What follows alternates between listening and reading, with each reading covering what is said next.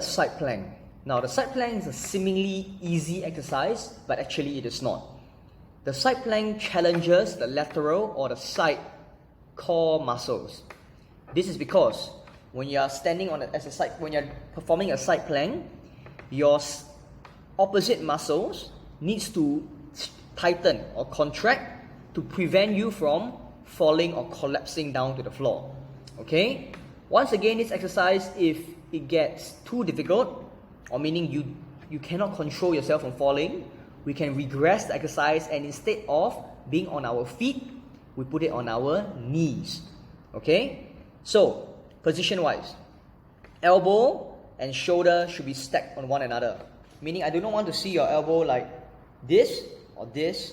I want it to be here. One line, stacked on top of each other. Okay? I want it stacked. That's number one.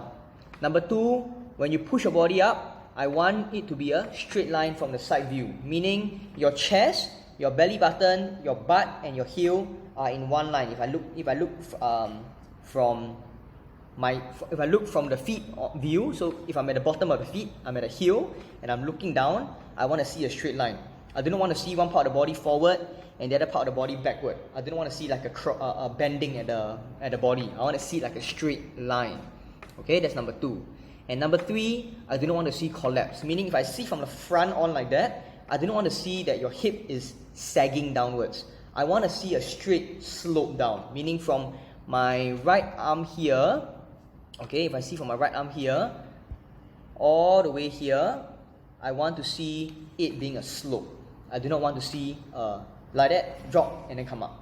Okay, and that usually happens when you do not have, either you're not activating the right muscles, or you're just too weak or not strong enough to perform this exercise appropriately.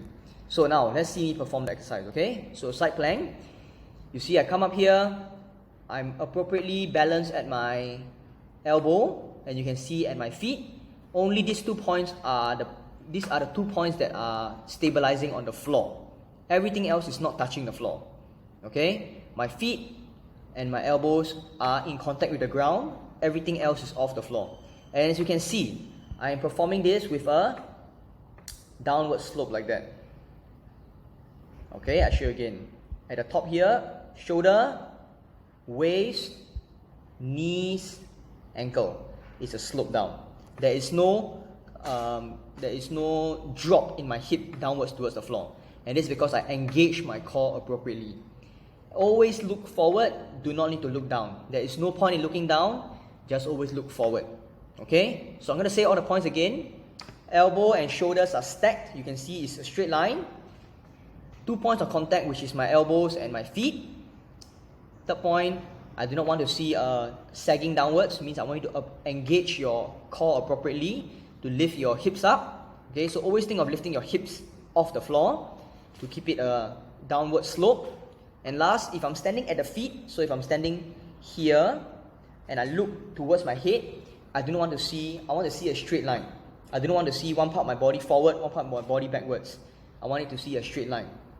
Okay, and if this exercise is still too difficult, we can regress or make it easier by instead of using our legs, our feet, we stabilize with our elbows and our knees. Okay?